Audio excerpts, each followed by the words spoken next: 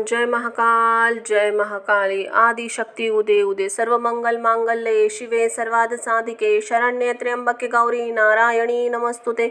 शिव महापुराण कथा हिंदी में अर्थ सहित रुद्र संहिता भाग 2 सती खंड भाग 4 हिंदी में अर्थ सहित। बोलो हर हर हर हर शिव शिव शिव शंभो। जय महाकाल जय महाकाली। सती का योग अग्नि से अपने शरीर को भस्म कर देना, दर्शकों का हाहाकार, शिव पार्थशों का प्राण त्याग तथा दक्ष पर आक्रमण, ऋतुभुओं द्वारा उनका भगाया जाना और देवताओं की चिंता। ब्रह्मा जी कहते हैं, नारद, मौन हुई सती देवी अपने पति का सादर स्मरण करते हुए शांत चित्त सहसा उत्तरा दिशा में भूमि में बैठ गए। उन्होंने विधिपूर्वक जल का आचमन करके वस्त्र ओढ़ लिया और पवित्र भाव से आंख बूंद कर पति का चिंतन करते हुए वे योग मार्ग में स्थित हो गई। उन्होंने आसनों को स्थित कर प्राणायाम द्वारा प्राण और अपनों को एक रूप करके नाभि चक्र में स्थित किया। फिर उदान वायु को बलपूर्वक नाभि चक्र से ऊपर उठाकर बुद्धिजीव के साथ हृदय में स्थापित किया। तत्पश्चात शंकर के प्राण वल्लभा आनंदिता सती उस हृदय स्थित वायु को कंठ मार्ग से भ्रुकुट योग के बीच में ले आई। इस प्रकार दक्ष पे कुपित सहसा उन्होंने शरीर की त्यागने की इच्छा सती ने संपूर्ण योग अंगों में योग मार्ग के अनुसार वायु अग्नि धारण की। तदनंतर अपने पति के चरण विंदनों का चिंतन करते हुए सती अन्य वस्तुओं को ध्यान भुलाती उनका चित्त योग मार्ग में स्थित हुआ, इसलिए वहां उन्हें पति के चरणों के अतिरिक्त कुछ भी दिखाई नहीं दिया।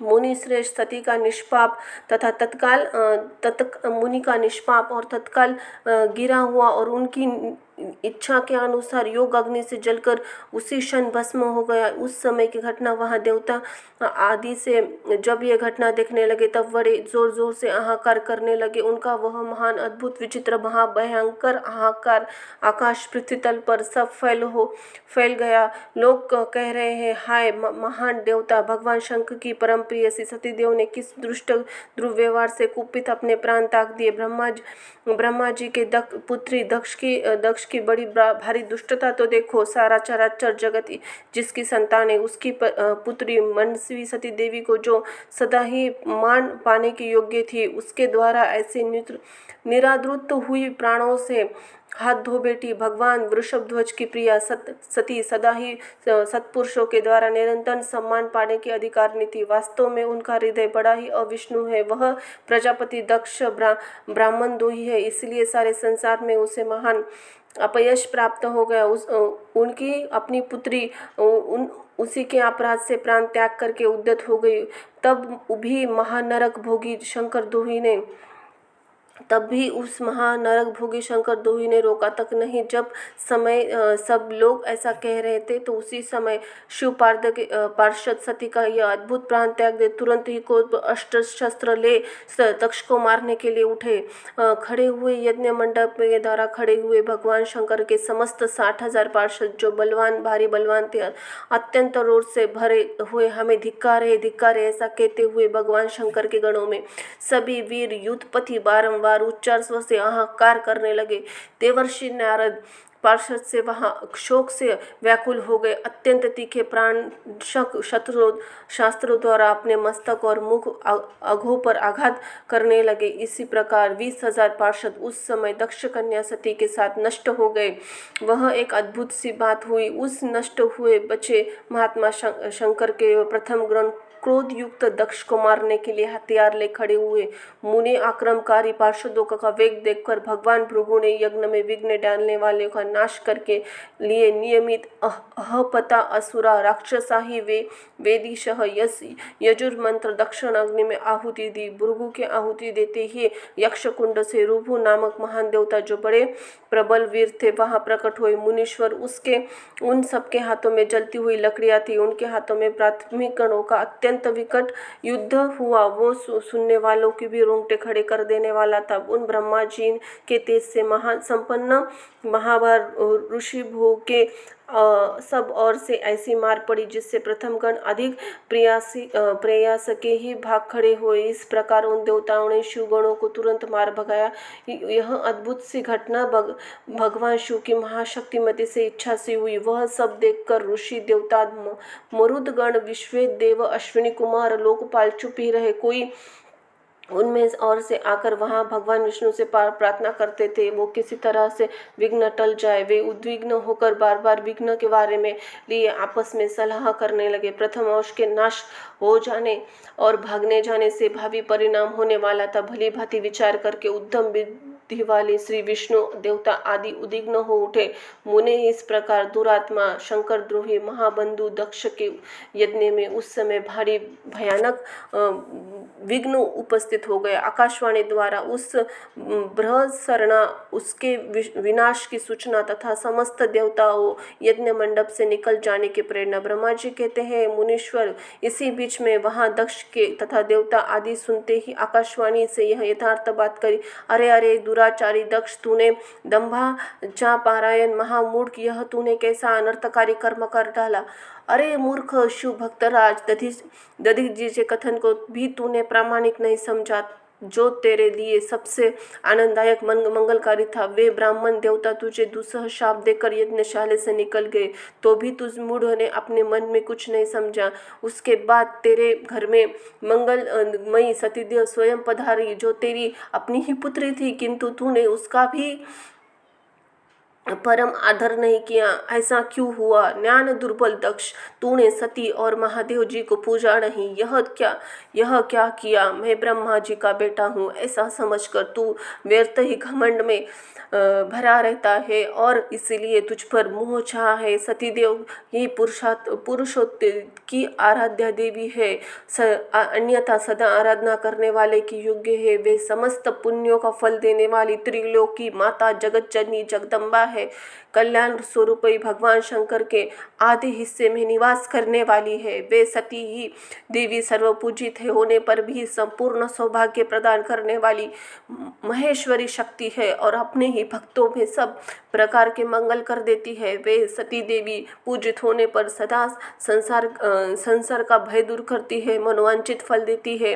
वे ही समस्त उपद्रव नष्ट करने वाली है। वे सती ही सदा पूजित होने पर कीर्ति और संपत्ति प्रदान करती है, पराशक्ति भोग मोक्ष करने वाली है।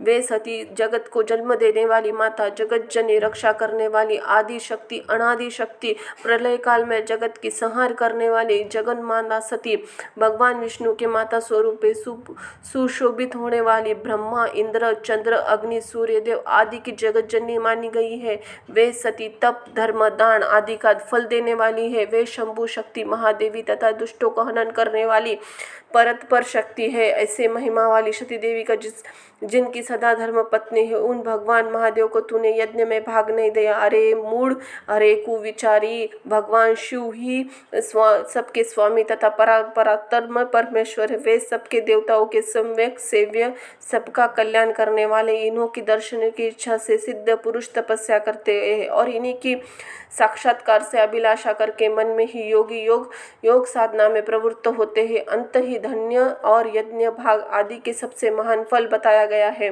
भगवान शंकर का दर्शन सुलभ हो। शिव जगत धारण पोषण करने वाला, वे समस्त विद्याओं के एवं पति एवं सब कुछ करने में समर्थ है। आदि विद्या के श्रेष्ठ स्वामी, समस्त मंगलों के भी मंगल है।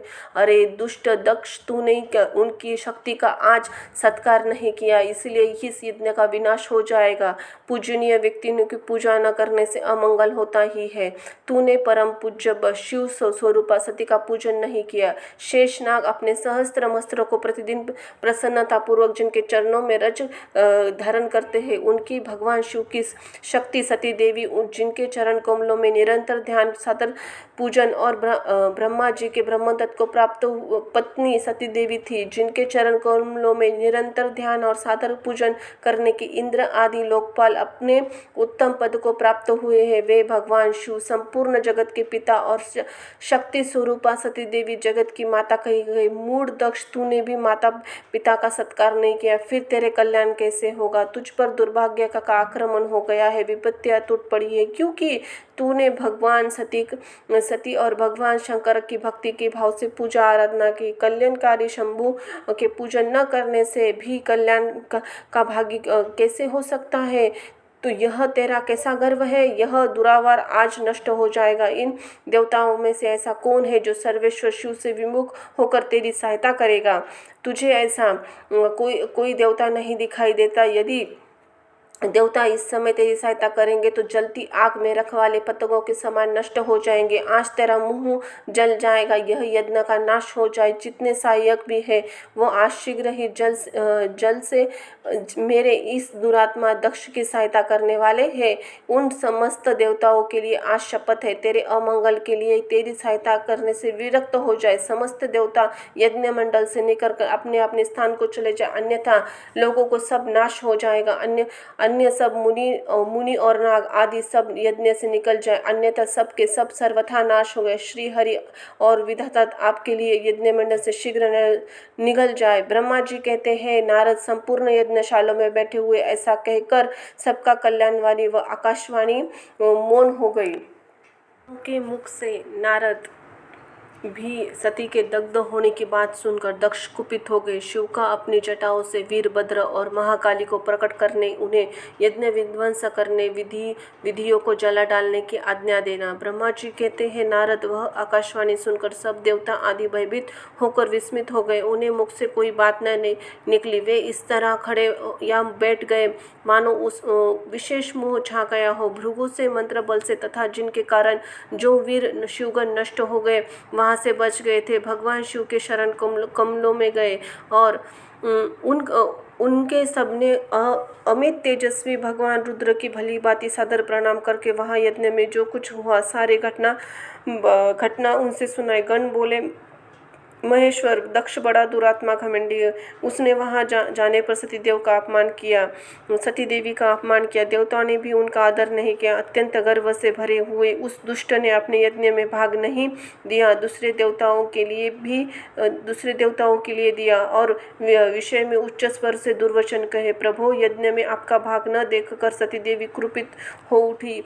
पिता की बराबर निंदा करने से उन्होंने तत्काल अपने शरीर को योग्य अग्नि द्वारा भस्म कर दिया। यह देख 10,000 अधिक पार्षद लज्जावश शस्त्रों द्वारा अपने अंगों को काट कर वहां मर गए। शेष हम लोग दक्ष पर कुपित हो उठे। सबने भय पहुंचाते हुए वेग पूर्वक उस यज्ञ का विध्वंस करने के उद्यत हो गए, परंतु विरोधी भृगु ने अपने प्रभाव से हमें तिरस्कृत कर दिया। हम उन मंत्र बाल का सामना नहीं कर सके। प्रभु विश्वाम्बर, वे हम लोग आज आपकी शरण में आए हैं। दयालु, वहां प्राप्त हुए भय से हमें बचाए, निर्भय कीजिए। महाप्रभु, उस यज्ञ में दक्ष ने आदि सभी दुष्टों को घमंड में आकर अपना विशेष रूप से अपमान किया है। कल्याणकारी शिव, इसे प्रकार हमने अपना सतीदेव का और मूढ़ बुद्धि वाले दक्ष का आदि का सारा वृत्तांत कह सुनाया। अब जैसी आपकी इच्छा हो वैसे करें। ब्रह्मा जी कहते हैं, नारद अपने पार्षदों को यह बात सुनकर भगवान शिव ने वहां की सारी घटना सुनाने के लिए शीघ्र ही तुम्हारा स्मरण किया। देवर्षि, तुम इस दिव्य दृष्टि से संपन्न हो। अंत ही भगवान का स्मरण करके तुम तुरंत ही वहां आ पहुंचे और शंकर जी ने भक्तिपूर्वक प्रणाम करके खड़े हो गए। स्वामी, शिव ने तुम्हारी प्रशंसा करके तुमने दक्ष में गई हुई सती का समाचार तथा घटनाओं को पूछा। तात शंभु के पूछने पर शिव ने मन में लगाए हुए रखने वाले तुमने शीघ्र ही सारा वृत्तांत सुनाया जो यक्ष के घटित हुआ। मुने, तुम्हारे मुख से निकली हुई सारी बात उस समय महान रौद्र पराक्रम से संपन्न हुई। सर्वेश्वर रुद्र ने तुरंत ही बड़ा भारी क्रोध किया। लोक संहाकारी रुद्र ने अपने सिर से एक जटा उखाड़ी। उसने रोषपूर्वक पर्वत पे ऊपर दे मारा। मुने, भगवान शंकर के पटकारने से उस जटाओं के 2 टुकड़े हो गए। महाप्रलयकाली उस भयंकर शब्द प्रकट हुआ। देवर्षि, उस समय जटा के पूर्व भाग से महाभयंकर महाबली वीरभद्र प्रकट हुए, जो समस्त शिवगणों के अगुआ था है। वे भूमंडलों के और से व्याप्त थे, उसे भी 10 अंगुल अधिक होकर खड़े हो गए। वे देखने में प्रलय यागिनी के समान जान पड़ते थे। उनका शरीर बहुत ऊंचा था। वे 1000 भुजाओं से युक्त थे। सर्व समस्त्र महारुद्र के क्रोध पूर्वक प्रकट होने पर निःशंस से 100 बार ज्वर और 13 के सामने सेनापत के रोग पैदा हो गए। तात उस जटाओं के भाग से महाकाली उत्पन्न हुई, जो बड़ी भयंकर दिखाई देती थी। वे करोड़ों भूतों से घिरी हुई थी जो ज्वर पैदा करते हैं। वे सब शरीरधारी क्रूर समस्त लोगों के लिए भयंकर थे। वे अपने तेज से प्रज्वलित हो गए और सब दाह उत्पन्न करते हुए बड़े ही प्रतीत होते हैं। वीरभद्र बातचीत करने में बड़े कुशल थे। उन्होंने दोनों हाथ पकड़कर परमेश्वर शिव जी को दोनों हाथ जोड़कर परमेश्वर शिव जी को प्रणाम किया। वीरभद्र बोले, महारुद्र, सोम, सूर्य, अग्नियों के 3 नेत्रों में रूप धारण करने वाले प्रभु, शीघ्र आज्ञा दीजिए।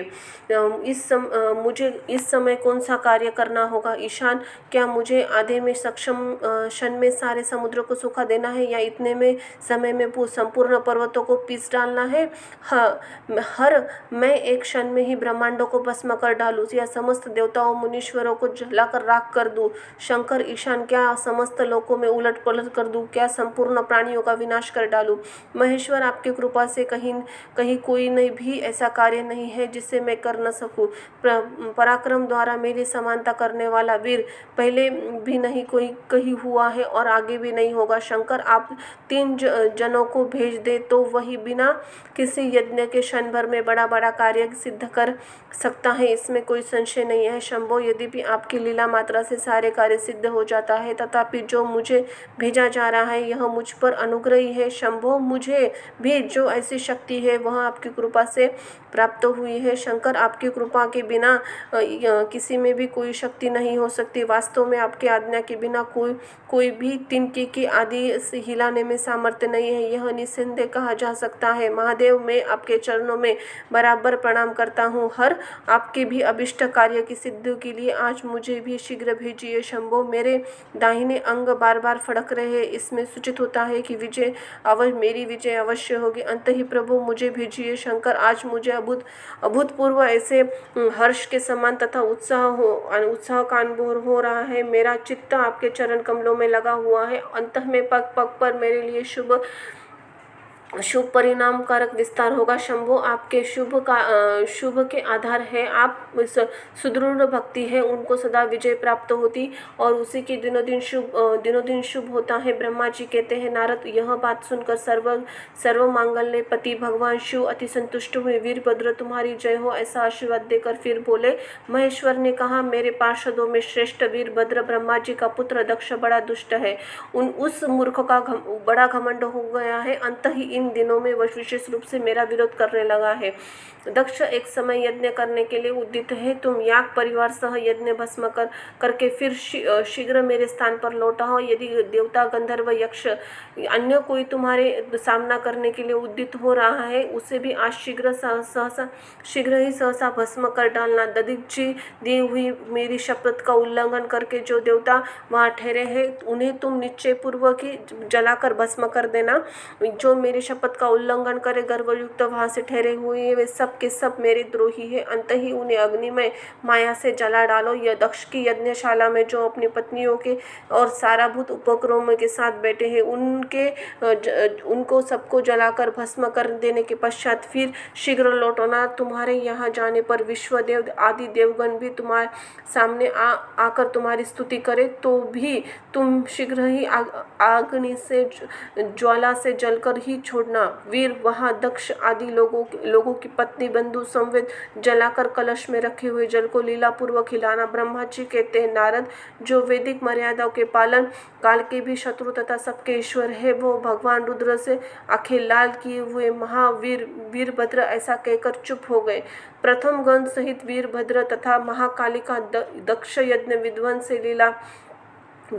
के लिए दक्ष तथा देवताओं के अपशकुन उत्पात सूचक लक्षणों का दर्शन एवं भय होना। ब्रह्मा जी कहते हैं, नारद, महर्षियों के इन वचनों को आदरपूर्वक सुनकर वीरभद्र बहुत संतुष्ट हुए। उन्हें महेश्वर को प्रणाम किया। तत्पश्चात देव शूलादि युक्त आज्ञा से शिरोधार्य करके वीरभद्र वहाँ से शीघ्र ही दक्ष के यज्ञ मंडल की ओर चले। भगवान शिव ने केवल शोभा के लिए उनके साथ करोड़ों महावीर गणों भेज दिया, जो प्रलय याग में समान तेजस्वी थे। वे कौतुकहारी प्रबल और प्रथम गण भद्र के आगे और पीछे चल रहे थे। काल के भी काल भगवान रुद्र के वीरभद्र सहित जो लाखों पार्षद गण थे, उन सबका स्वरूप रुद्र के समान था। उन गणों के साथ महात्मा वीरभद्र भगवान शिव के सामने वेशभूषा धारण किए रथ में बैठकर यात्रा कर रहे थे। उन्होंने 1000 सहस्त्र सहस्त्र भुजाएं थी, शरीर में नागराज लिपटे हुए थे। वीरभद्र बड़े प्रबल और भयंकर दिखाई देते हैं। उनका रथ बहुत विशाल था, उसमें 10,000 सिंह जोते जाते थे जो प्रयत्नपूर्वक उस रथ को खींचते थे। उसी प्रकार बहुत प्रबल सिंह, शार्दूल, मगर, मत्स्य और सहस्त्र हाथी और उनके रथों के पार्श्व भाग की रक्षा करते थे। काली, कात्यायनी, ईशानी, चामुंडा, मुंडदमर्दिनी, भद्रकाली, भद्रा, त्वरिता, ये वैष्णवी, इन 9 दुर्गाओं के साथ समस्त भूतगणों के साथ महाकाली दक्ष का विनाश करने के लिए चली। डाकिनी, शाकिनी, भूत, प्रथम गुहा, कुष्मांड, परपट, चटक, ब्रह्म राक्षस, भैरव तथा क्षेत्रपाल आदि ये सब वीर भगवान शिव की आज्ञा का पालन एवं दक्ष के यज्ञ का विनाश करने के लिए तुरंत चल दिए। इसके सिवा 64 गणों के साथ योगिनियों का मंडल भी सहसा कुपित हो दक्ष के यज्ञ का विनाश करने के लिए वहां से प्रस्थान हुआ। इस प्रकार कोटि कोटि गण एवं विभिन्न प्रकार के गणाधीश वीरभद्र के साथ चले। उस समय भैरियों के गंभीर वचन होने लगे, नाना प्रकार के शब्द करने वाले शंख उठे, भिन्न भिन्न प्रकार की सींगे बजने लगी। महामुनि सेना के साथ वीरभद्र यात्रा के समय वहां से बहुत सुखद शगुन होने लगे। इस प्रकार प्रथम गणों सहित वीरभद्र ने प्रस्थान किया। उधर दक्ष तथा देवों से बहुत से अशुभ लक्षण दिखाई दिए। देवर्षि यज्ञ विध्वंस की सूचना देने वाले त्रिवेद उत्पात प्रकट होने, दक्ष की बाई आंख, बाई भुजा, बाई जांघ फड़कने लगी। तात वाम अंगों का फड़कना सर्वथा अशुभ सूचक देता है, नाना प्रकार के मिलने की सूचना दे रहा है। उसी समय दक्ष की यज्ञशाला में धरती डोलने लगी। दक्षकों का दोपहर समय दिन में बहुत ही अद्भुत तारे दिखने लगे। दिशाएं मलिन हो गई, सूर्यमंडल चिबकता रहा दिखने लगे। उस समय हजारों घेरे पड़े, जिससे वह भयंकर जान पड़ता है। बिजली और अग्नि ताप के समान दीप्तिमान तारे टूट कर गिरने लगे, बहुत भयानक अपशकुन होने लगे। इसी बीच आकाशवाणी प्रकट हुई, संपूर्ण देवताओं के बीच दक्ष को अपनी बात सुनाने लगी। आकाशवाणी बोली, ओ दक्ष, आज तेरे जन्म को धिक्कार है, तू महामूढ़ और महापापी है। भगवान हर की ओर से आज तूने महान दुख को प्राप्त किया जो किसी के टल नहीं सकता। अब जहाँ तेरा अहंकार भी सुनाई नहीं देगा, जो मूढ़ देवता आदि यज्ञ में स्थित है उसी को भी महान दुख होगा, इसमें संशय नहीं है। ब्रह्मा जी कहते हैं, आकाशवाणी यह बात सुनकर पूर्वोक्त अब शुभ सूचक लक्षणों का देखकर दक्ष और देवता आदि को अत्यंत भय प्राप्त हुआ। उस समय दक्ष मन ही मन अत्यंत व्याकुल कांपने लगे।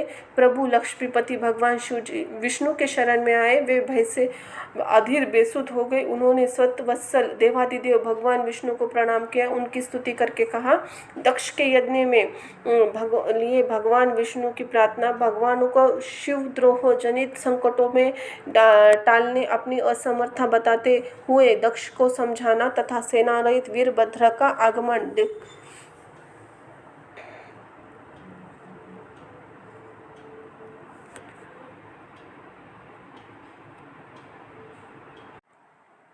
दक्ष बोले, देवादिदेव हरे विष्णु, दीन बंधो, कृपानिधे, आपको मेरी और मेरे यज्ञ की रक्षा करनी चाहिए। प्रभु आपके यज्ञ के रक्षक है, यज्ञ ही आपका कर्म है, आप यज्ञ स्वरूप है, आपको ऐसी कृपा करनी चाहिए जिससे यज्ञ का विनाश न हो। ब्रह्मा जी कहते हैं, मुनीश्वर, इस तरह इन अनेक प्रकार से सादर प्रणाम करके दक्ष भगवान श्री हरि के चरणों में गिर पड़े। उनका चित्त भय से व्याकुल हो रहा था। तब जिनके मन में घबराहट आ गई थी, उन प्रजापति दक्ष को उठाकर उनकी पूर्वोक्त बात सुनकर भगवान विष्णु ने देवादिदेव शिव का स्मरण किया। अपने प्रभु एवं महान ऐश्वर्युक्त परमेश्वर शिव का स्मरण करने शिव तत्व के ज्ञाता श्री हरि दक्ष को समझाते हुए बोले। श्री हरि ने कहा, दक्ष, मैं तुमसे तत्व की बात कर रहा हूँ, मेरी बात ध्यान देकर सुनो। मेरा यह वचन तुम्हारे लिए सर्वथा हितकर महामंत्र के समान सुखदाय होगा। दक्ष, तुम्हें तत्व का ज्ञान नहीं है, इसलिए तुमने सबके अधिपति परमात्मा शिव की अवहेलना की। ईश्वर की अवहेलना का सारा कार्य सर्वथा निष्फल हो जाता है। इतना ही नहीं, पग पग पर विपत्ति आती है। जहाँ पूज्य पुरुषों की पूजा होती है और पूजनीय पुरुषों की पूजा नहीं होती, वहाँ दरिद्रता, मृत्यु, भय, ये 3 संकट अवश्य प्राप्त होंगे। इसीलिए प्रयत्न पूर्वक से तुम्हें भगवान वृषभ ध्वज का सम्मान करना चाहिए। महेश्वर का अपमान करने से तुम्हारा महान भय उत्पन्न हुआ है। हम सब लोग प्रभु होते हुए भी आज तुम्हारे दुर्नीति के कारण तुम्हें जो संकट आया है उसे टालने में समर्थ नहीं है। यह मैं तुमसे सच्ची बात कहता हूँ। नारद जी कहते हैं, नारद, भगवान विष्णु का यह वचन सुनकर दक्ष चिंताओं में डूब गए। उनका चेहरे का रंग उड़ गया, वे चुपचाप पृथ्वी पर खड़े रह गए। इसी समय भगवान रुद्र के भेजे हुए गणनायक वीरभद्र अपनी सेना के साथ यज्ञ स्थल में जहाँ पहुँचे। वे सब के सब बड़े शूरवीर, निर्भय तथा रुद्र के समान ही पराक्रमी थे। भगवान शंकर की आज्ञा से आए हुए गणों की संभावना थी। वे शिरोमणि रुद्र सैनिक जोर जोर से सिंहनाद करने लगे।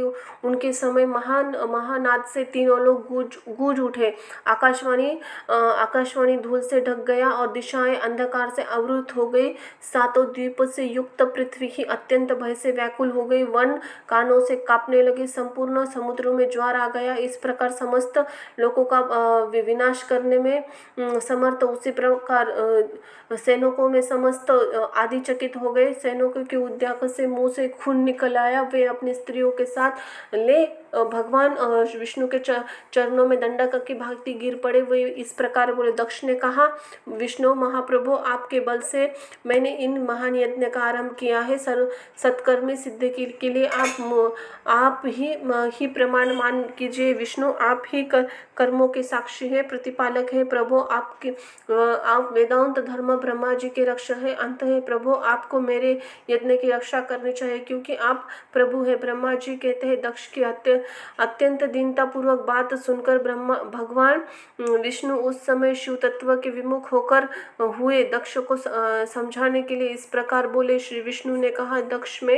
दक्ष, इसमें संदेह नहीं है, मुझे तुम्हारे यज्ञ की रक्षा करनी चाहिए, क्योंकि धर्म परिपालना विषयक जो भी सत्य प्रतिज्ञा है वह सर्वत्र विख्यात है। परंतु दक्ष, मैं जो कुछ कहता हूँ तुम उसे सुनो। अपने क्रूरतापूर्वक बुद्धि को त्याग दो। देवताओं के क्षेत्र नैमिषारण्य में जो अद्भुत घटना हुई थी उस तुम्हें स्मरण नहीं हो रहा है क्या? तुम अपने कुबुद्धि के कारण उसे भूल गए। यहाँ कौन भगवान रुद्र के कोप से तुम्हारी रक्षा करने में समर्थ है? दक्ष, तुम्हारी रक्षा किसी को भी अमित नहीं है, परंतु जो तुम्हारे रक्षा करने में उद्यत नहीं होता है वह अपनी दुर्बुद्धि का परिचय देता है। दुर्मते, क्या कर्म है क्या अकर्म है, इसे तुम नहीं समझ पा रहे हो। केवल कर्म भी ही कभी कुछ करने में समर्थ नहीं हो सकता। जिसके सहयोग से कर्म ही कुछ करने में सामर्थ्य आती है उसको तुम स्वकर्म समझो। भगवान शिव के बिना दूसरा कोई भी कल्याण करने में शक्ति देने वाला नहीं है। जो शांत ईश्वर में मन लगाकर भक्तिपूर्वक कार्य करता है उसी को भगवान शिव तत्काल उसके कर्म का फल देते हैं। जो मनुष्य ज्ञान का सहारा ले नश्वरवादी हो जाता है, ईश्वर को नहीं मानते, वे शतकोटि कल्पों तक नरक में पड़े रहते हैं। फिर कर्म पाश से बंधे हुए जो प्रत्येक जन्म में नरक यातना भोगते हैं, क्योंकि वे केवल सककाम कर्म का ही स्वरूप का आश्रय लेने वाले हैं। ये शूरमर्दन वीरभद्र यज्ञशाल में आगमन पहुंचे हैं। भगवान रुद्र की क्रोध अग्नि से प्रकट हुए हैं। इस समस्त रुद्र नायकों में नायक ये ही है। हम लोगों के विनाश के लिए आए हैं, इसमें संशय नहीं है। ये कोई भी कार्य न हो, वस्तुत इनके लिए भी कुछ भी अशक्य नहीं है। ये महान सामर्थ्यशाली वीरभद्र सब देवताओं के अवश्य जलाकर ही शांत होंगे, इसमें संशय नहीं जान पड़ता। मैं भ्रम से महादेव जी की शपथ का उल्लंघन करके यहाँ ठहरा रहा, उसके कारण तुम्हारे साथ भी मुझे कष्ट का सामना करना पड़ेगा। भगवान विष्णु इस प्रकार कह रहे हैं। वीरभद्र के साथ शिरोमणि सोने का समुद्र उमड़ आया है। समस्त देवता आदि ने उसे देखा। देवलोकों का पलायन, इंद्र आदि पूछने पर बृहस्पति रुद्र देवी का अजयता बताना, वीरभद्र का वीरभद्र की बातचीत तथा विष्णु आदि का लोक अपने लोकों में जाना एवं दक्ष यज्ञ का विनाश करके वीरभद्र को कैलाश पे लौटना। ब्रह्मा जी कहते हैं नारद, उसी समय देवताओं तथा शिवगणों के घोर युद्ध आरंभ हो गया। उसे सारे देवता पराजित हुए होकर भागने लगे, एक दूसरे के साथ छोड़कर स्वर्गलोकों में चले आए। उसी समय महाबली इंद्र आदि लोकपाल दारुण संग्राम में धैर्य धारण करके उत्सुकता पूर्वक खड़े रहे। तदनंतर इंद्र आदि देवता मिलकर सर्व रांगण में बृहस्पति को विनम्र भाव से नमस्कार करने पूछे। लोकपाल बोले, गुरुदेव बृहस्पति, तात महायज्ञ दयानिधि, शीघ्र बताइए, हम जानना चाहते हैं हमारी विजय कैसे होगी। ये उनकी यह बात सुनकर बृहस्पति ने यज्ञता पूर्वक भगवान शंभु का स्मरण किया। ज्ञान दुर्बल महेंद्र से कहा। बृहस्पति बोले, भगवान इंद्र, भगवान विष्णु ने पहले जो कहा है वह सब इस समय घटित हो गया। मैं उसको स्पष्ट कर रहा हूँ, सावधान होकर सुनो। समस्त कर्मों का फल देने वाला जो कोई ईश्वर है वह कर्तिका का आश्रय है। कर्म करने वाला उसका कर्म फल देता है, जो कर्म नहीं उसे फल देने में समर्थ नहीं है। अंत ही जो ईश्वर को जानकर उसका आश्रय लेकर सत्कर्म करता है उसे उस कर्म का फल मिलता है, फिर ईश्वर द्रोहों को नहीं। न मंत्र, न औषधियाँ, न समस्त अभिचित्त, न कर्म, न लौकिक पुरुष, न कर्म, न वेद, न पूर्व और उत्तर मीमांसा तथा न नाना वेदों से युक्त अनन्य शास्त्रों ही ईश्वर को जानने में समर्थ होते हैं, ऐसा प्राचीन विद्वानों का कथन है। अनन्य शरण भक्तों को छोड़कर दूसरे लोगों में संपूर्ण वेदों का 10,000 बार स्वाध्याय करने को महेश्वर भली भांति जान नहीं सकते। यह महाश्रुति का कथन है। अवश्य ही भगवान शिव के अनुग्रह से ही सर्वथा शांत, निर्विकार एवं उत्तम दृष्टि से सदा शिव का तत्व का साक्षात्कार ज्ञान हो सकता है। हे सुरेश्वर, क्या कर्तव्य है, क्या अकर्तव्य है, इसका विवेचन अभिष्ट होने पर मैं जो सिद्धिका का उत्तम अंश है उसका प्रतिपादन करूँगा। तुम अपने हित के लिए उसे ध्यान देकर सुनो। इंद्र, तुम लोकपाल के साथ नादान बनकर दक्ष के यज्ञ में आ गए, बताओ तो क्या यहाँ क्या पराक्रम करोगे। भगवान रुद्र के जिनके सहायक है ऐसे परम क्रोधी रुद्रगण यह यज्ञ में विघ्न डालने के लिए आए हैं और अपना काम पूरा करेंगे, इसमें संशय नहीं है। मैं सत्य कहता हूँ, मैं इस यज्ञ का विघ्न का निवारण करके लिए वस्तु तुमसे किसी भी पास कोई सर्वथा उपाय नहीं है। बृहस्पति की यह बात सुनकर इंद्र समिस्त लोकपाल बड़े चिंता में पड़ गए। तब वह महावीर रुद्रगण से घिरे हुए वीरभद्र ने मन ही मन भगवान शंकर का स्मरण किया। इंद्र लोकपालों ने डांटा और इसके पश्चात रुद्रगणों ने नायक वीरभद्र से रोष से तुरंत संपूर्ण देवताओं के तीखे बाणों से घायल कर दिया। उन बाणों की चोट खाकर इंद्र आदि समस्त सुरेश्वर भागते हुए 10 दिशाओं में चले आए। जब लोकपाल चले गए, अपने देवताओं को भाग खड़े हुए वीरभद्र उसने गणों के साथ यज्ञशाला में समीप आ गए। उस समय वहां समस्त ऋषि अत्यंत भयभीत होकर परमेश्वर श्री हरि की रक्षा की प्रार्थना करने के लिए सहसा नतमस्तक शीघ्र बोले, देवादिदेव रमानाथ सर्वेश्वर महाप्रभु, आप दक्ष के यज्ञ की रक्षा कीजिए। आप यज्ञ है, ये इसमें संशय नहीं है। यज्ञ आपका कर्म है, आपका अंग है। आप यज्ञ के रक्षक के अंत ही दक्ष यज्ञ की रक्षा कीजिए, आपके सिवा दूसरा कोई रक्षक नहीं। ब्रह्मा जी कहते, नारद, ऋषियों के यह वचन सुनकर भगवान विष्णु के वीरभद्र के साथ युद्ध करने की इच्छा से चले श्री हरि को युद्ध करने के लिए उद्यत देख शत्रुमन वीरभद्र जो प्रथम गण से घिरे हुए थे, कड़े शब्दों में भगवान विष्णु को डांटने लगे। ब्रह्मा जी कहते हैं, नारद, वीरभद्र की यह बात सुनकर बुद्धिमान देवेश्वर विष्णु प्रसन्नता पूर्वक हंसते हुए बोले, श्री विष्णु का कहा, वीरभद्र, आज तुम्हारे सामने मैं जो कुछ कहता हूँ उसे सुनो। मैं भगवान शंकर का सेवक हूँ, तुम मुझे रुद्र सेवा से विमुख न कहो। दक्ष अज्ञानी है, कर्मकांड में इसकी निष्ठा है। अपने मूर्तावश पहले मुझसे अपने यज्ञ के चलने की प्रार्थना की थी। मैं भक्तों के अधीन ठहरा, इसलिए चला आया। भगवान महेश्वर भक्तों के अधीन रहते हैं। तात, दक्ष मेरा भक्त है, इसलिए मुझे यहाँ आना पड़ा। रुद्र के क्रोध से उत्पन्न हुए वीर, तुम रुद्र तेज स्वरूप हो, उत्तम प्रताप के आश्रय हो। तुम मेरी प्रतिज्ञा सुनो, मैं तुम्हें आगे बढ़ने से रोकता हूँ, तुम मुझे रोको, परिणाम वही होगा जो होने वाला है वो होगा, मैं पराक्रम करूँगा। ब्रह्मा जी कहते हैं, नारद, भगवान विष्णु के ऐसा कहने पर महाबाहु वीरभद्र हंसकर बोला, आप प्रभु के प्रिय भक्त हैं, यह जानकर मुझे प्रसन्नता हुई। इतना कहकर गणनायक वीरभद्र हंस पड़ा। विनय से नतमस्तक बड़ी प्रसन्नता के साथ श्री विष्णु से कहने लगा। वीरभद्र ने कहा, महाप्रभु, मैं आपके भाव की परीक्षा के लिए कड़ी बातें कही थी।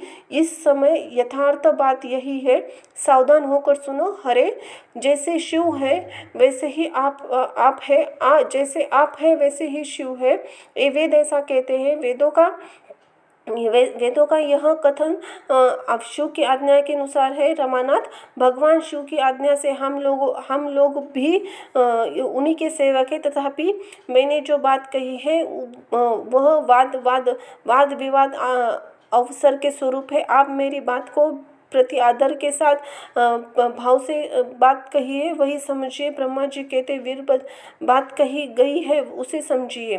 ब्रह्मा जी कहते हैं, वीरभद्र का यही वचन सुनकर श्री हरि हंस पड़े, उनके लिए हितकर वचन बोले। श्री विष्णु ने कहा, महावीर, तुम मेरे साथ निशंक होकर युद्ध करो, तुम्हारे अस्त्रों के ऊपर भर जाने पर मैं अपने आश्रम में जाऊंगा। ब्रह्मा जी कहते हैं, ऐसा कहकर भगवान विष्णु चुप हो गए, युद्ध के लिए कमर कसकर डट गए। महाबली वीरभद्र अपने गणों के साथ युद्ध के लिए तैयार हो गए। नारद, तदनंतर भगवान विष्णु और वीरभद्र घोर युद्ध हुआ और अंत में वीरभद्र ने भगवान विष्णु के चक्रों को स्तंभित कर दिया, शांड धनुष्य के 3 टुकड़े कर डाले।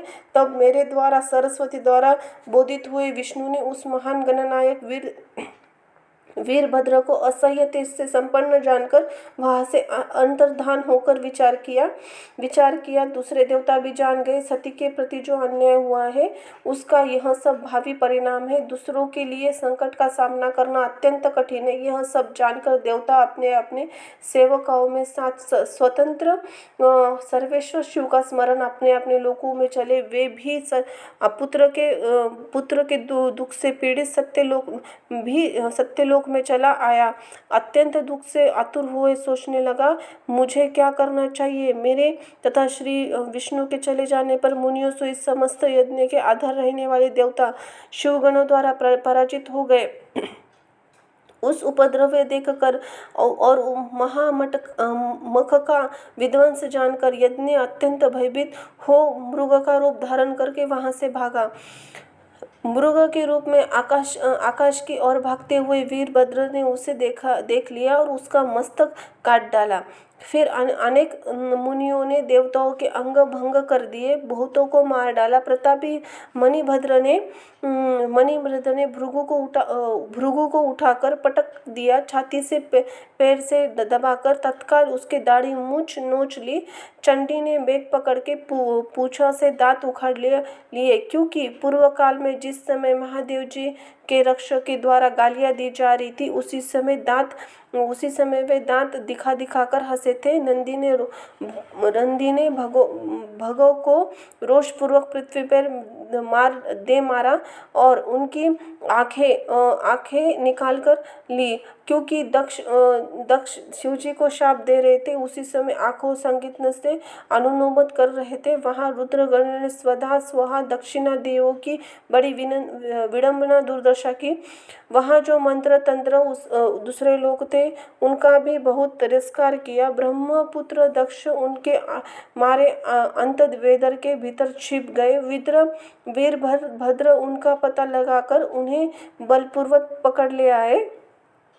फिर दोनों ने गाल पकड़कर उनके मस्तक पर तलवार से आघात किया, परंतु योगा के प्रभाव से दक्ष का सिर अभेद्य हो गया था, इसलिए काट न सका। वीरभद्र को ज्ञात हुआ संपूर्ण अस्त्र शस्त्रों से इनका मस्तक भेदन नहीं हो रहा। तब उन्होंने दक्ष के छाती पर पैर रखकर दबाया, दोनों हाथों से गर्दन पकड़कर मरोड़कर मोड़ डाली। फिर शिवद्रोही दुष्ट दक्ष ने उसे सिर को गणनायक वीरभद्र ने अग्निकुंड में डाल दिया। तदनंतर घोर सूर्य के घोर अंधकार नाश उदय चल आरूढ़ होते ही उस वीरभद्र दक्ष की ओर यज्ञ का विध्वंस करके कृत कार्य तुरंत वहां से उत्तम कैलाश पर्वत को चले गए। वीरभद्र काम पूरा करके आया। परमेश्वर शिव मन ही मन संतुष्ट हुए। उन्होंने वीर और प्रथम गणाधीश का वीर को प्रथम गणाधीश का अध्यक्ष बना दिया। श्री विष्णु के पराजय में दधिची मुनि के शाप का कारण बताते हुए दधिची और शुकवे विदात का इतिहास, मृत्युंजय मंत्र, अधिष्ठान दधिची अवेथा तथा श्री हरि शब्द को दधिची का पराजय और यज्ञ के लिए आश्वासन। सूत जी कहते हैं, हे महर्षियों, अमित बुद्धिमान ब्रह्मा जी की कही हुई कथा यह सुनकर दधिच जी नारद जी विस्मय में पड़े। उन्होंने प्रसन्नतापूर्वक प्रश्न किया। नारद जी ने पूछा, पिताजी, भगवान विष्णु के शिव को छोड़कर अन्य देवताओं के साथ यज्ञ में चले गए जिसके कारण उनका तिरस्कार हुआ। क्या वे प्रलयकाली पराक्रम भगवान शंकर जी को नहीं जानते थे? फिर उन्होंने अज्ञानी पुरुषों की भांति रुद्र गणों के साथ युद्ध क्यों किया? करुणानिधे, मेरे मन में यह बहुत बड़ा संदेह है। आप कृपा करके इस संशय को नष्ट कीजिए और प्रभु मन में उत्साह पैदा करने वाले शिव चरित्र को कहिए। ब्रह्मा जी ने कहा, नारद, पूर्व काल में राजा शिव की सहायता करने वाले श्री हरि को दधिची मुनि ने शाप दिया था, जिससे उस समय वे इस बात को भूल गए थे और वे दूसरे देवताओं के साथ दक्ष के यज्ञ में चले गए। दधिच जी ने क्यों शाप दिया, यह सुनो। प्राचीन काल में शिव नाम से प्रसिद्ध महान तेजस्वी राजा हो गए थे। वे महान प्रभावशाली मुनीश्वर दधिच जी के मित्र थे। दीर्घकाल तपस्या के प्रसंग से शिव और दधिच जी में विवाद आरंभ हो गया, जो तीनों लोकों में महान अनर्थकारी में रूप में विख्यात हुआ। उस विवाद वेद के विद्वान शिव भक्त दधिच जी कहते हैं, शूद्र, वैश्य, क्षत्रिय, इन तीन वर्णों से ब्राह्मण ही श्रेष्ठ है, इसमें संशय नहीं है। महामुनि दधिच जी की यह बात सुनकर धन वैभव से मदित से हुए राजा शिव ने उनका इस प्रकार प्रतिवाद किया। शिव बोले, राजा इंद्र और आदि 8 लोकपालों में रूप का धारण करता है। वह समस्त वेदों वर्णों का, आश्रम पालों का पालक एवं प्रभु है, इसलिए राजा ही श्रेष्ठ है। राजा का श्रेष्ठता का प्रतिपादन करने वाली श्रुति कहती है, राजा ही सर्वदेवमय है। मुने, इस श्रुति के कथा अनुसार जो सबसे बड़ा देवता है मैं ही हूँ। इस विवेचन मन से ब्राह्मण की अपेक्षा राजा ही श्रेष्ठ होता है। च्वय नंदन, आप इस विषय में विचार करें और मेरा अनादर ना करें, क्योंकि मैं सर्वथा आपके लिए पूजनीय हूँ। राजा शिव का यह मत श्रुतियों और स्मरणतियों विरुद्ध था। इसे सुनकर भृगुकुल मुनि श्रेष्ठ दधिच को बड़ा क्रोध हुआ। मुने, आपके गौरव कारण करने के कुपित महान तेजस्वी दधिच जी ने शिव के मस्तक पर बाएं मुक्के से प्रहार किया। उसके मुक्के की मार खाकर ब्रह्मांडी के अधिपति कुशील बुद्धि वाले शिव अधिक कुपित हो गरज उठे। उन्होंने वज्र से दधिच जी को काट डाला। वज्र के आहत भृगुवंशी दधिच जी पृथ्वी पर गिर पड़े।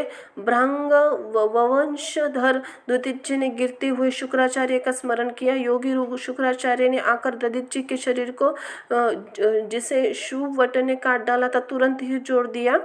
दधिच जी के अंगों को पूर्ववत जोड़कर शिव भक्त शिरोमणि तथा मृत्युंजय विद्या के प्रवर्तक शुक्राचार्य उनसे कहा। शुक्र बोले, तात दधिच जी, मैं सर्वेश्वर भगवान शिव के पूजन करने से तुम्हें श्रुति प्रतिपादन महामृत्युंजय नामक मंत्र का उपदेश देता हूँ। त्र्यंबकम हम यजामहे, हम भगवान त्र्यंबक का यजन आराधना करते हैं। त्र्यंबक का अर्थ है तीनों लोकों में पिता, प्रभावशाली मंत्र। वे भगवान सूर्य, सोम और अग्नि तीनों मंडलों के पिता है। तत्व, रज, तम तीनों गुणों के महेश्वर है। आत्म तत्व, विद्या तत्व, शिव तत्व तीनों लोगों के आहोविल्य, ग्रहपत्य और दक्षिणागी तीनों लोगों के अग्नि योगे सर्वत्र उपलब्ध होने वाले पृथ्वी, जल एवं त्वच तीन मूर्त भूतों के अथवा सात्विक आदि भेद से त्रिलोक भूत के त्रिदेव, सर्वत्रिभुज के त्रिधाभूत ब्रह्मा विष्णु शिव तीनों लोकों के महान ईश्वर महादेव जी है। यहाँ तक मंत्र के प्रथम चरण की व्याख्या हुई है। मंत्र का द्वितीय चरण है सुगंधम पुष्टि पर वर्धनम। जैसे फूलों में गंध होती है उसी प्रकार वे भगवान शिव में संपूर्ण भूतों में तीनों गुणों में समस्त कृत्यों में इंद्रों में अनन्य देवताओं में और गुणों में एक प्रकाशक सारभूत आत्मध्यान स्वरूप में व्याप्त है। अंत एवं सुगंधम युक्तम एवं संपूर्ण देवताओं के ईश्वर है। यहाँ तक सुगंधिम पद की व्याख्या हुई है। पुष्टिवर्धनम की व्याख्या करते हैं उत्तम व्रत का पालन करने वाले द्विजभुज महामुनि नारद। उन अंतर्यामी पुरुष शिव से प्रकृति का पोषण होता है। महातत्व से लेकर विशेष पर्यंत संपूर्ण विप्लव की पुष्टि होती है तथा मुझे ब्रह्मा का विष्णु का मुनियों का इंद्रियों सहित देवताओं का भी पोषण होता है, इसीलिए वे पुष्टिवर्धनम है। अब तीसरे मंत्र के और चौथे चरण की व्याख्या करते हैं। उन चरणों का स्वरूप है कुर्वा रुकमेव बंधना मृत्युर्मुक्षी मामृतात्। अर्थात प्रभु मैं खरबूजा जैसा एक जाने पर लता बंधन से छूट जाता हूँ, उसी तरह मृत्यु रूप के बंधन से मुक्त हो जाऊं। अमृतपाल मोक्ष पृथक न हो। वे रुद्रदेव अमृत रूप है जो पूर्ण कर्म से तपस्या से स्वाध्याय से योग से अथा ध्यान से उनकी आराधना करते हैं और उसे नूतन जीवन प्राप्त होता है। इस सत्य के प्रभाव से भगवान शिव ही अपने भक्तों को मृत्यु सूक्ष्म बंधन से मुक्त कर देते हैं। भगवान बोले भगवान ही बंधन और मोक्ष देने वाले हैं। ठीक उसी तरह जैसे कुरवाक अथवा काकड़ी का पौधा फल को खाते समय लता के बंधन में बांधे रखता है, एक जाने पर स्वयं ही बंधन से मुक्त कर देता है। यह मृत संजीवनी मंत्र है जो मेरे मत से सर्वोत्तम है। तुम प्रेम पूर्वक नियम से भगवान शिव का स्मरण करते इस मंत्र का जाप करते रहो। जबकि हवन से पश्चात इससे अभिमंत्रित किए हुए जल को दिन और रात में पियो तथा शिव के विग्रह समीप बैठकर उन्हीं का ध्यान करो। इसी में मृत्यु का भय नहीं रहता। न्यास आदि सब कार्य विधिवत भगवान शिव की पूजा करो। यह सब शांत बैठकर भक्त वत्सल ध्यान करना चाहिए। भगवान शिव का ध्यान करता हूँ जिस उनका ही चिंतन करके मंत्र का जाप करना चाहिए। इसी तरह निरंतर जाप करके बुद्धिमान पुरुष शिव के प्रभाव से मृत्युंजय मंत्र को सिद्ध कर लेता है, जो अपने 2 करम कमलों से रखे हुए 2 कलशों से जल निकालकर ऊपर वाले दोनों हाथों में अपने मस्तकों को खींचते हैं। अन्य दो हाथों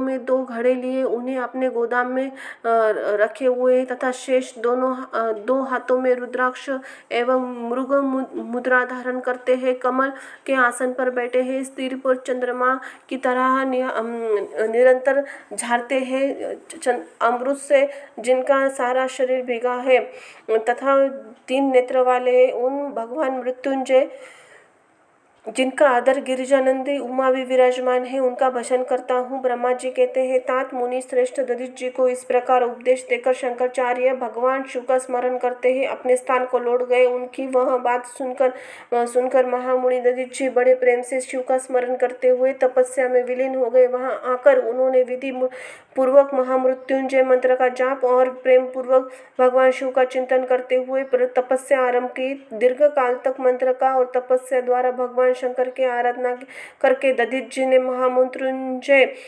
शिव को संतुष्ट किया। महामुनि उन जब से प्रसन्नचित हुए वह भक्तवत्सल भगवान शिव दधिच जी के प्रेमवश उनके सामने प्रकट हो गए। उन्होंने प्रभु शंभु का साक्षात दर्शन करके मुनीश्वर दधिच जी को प्रसन्नता हुई। उन्होंने विधि पूर्वक प्रणाम दोनों हाथ भक्ति भाव से शंकर को सांत्वन किया और तदनंतर मुनि के प्रेम से प्रसन्न हुए शिव ने च्युवन कुमार दधिच जी से कहा तुम वर मांगो।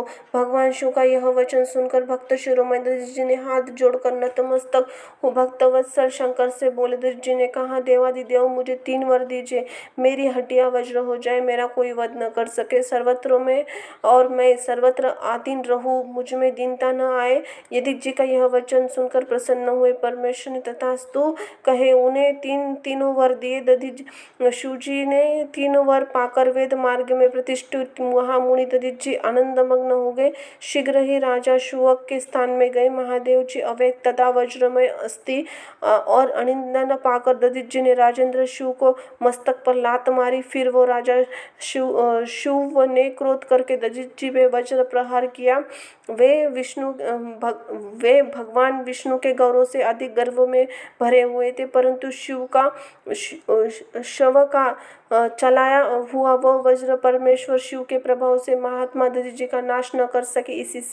इससे ब्रह्म कुमार शव को बड़ा विस्मय हुआ। मुनीश्वर दधिच जी की अनिंदता तथा वज्र से बढ़ चढ़कर प्रभाव से देखकर ब्रह्म कुमार शिव के मन में बड़ा आश्चर्य हुआ। उन्होंने शीघ्र ही वन में जाकर इंद्र के छोटे भाई मुकुंद की आराधना आरंभ की। वे शरणागत के पालक नरेश मृत्युंजय सेवक दधिच जी से पराजित हो गए। शुभ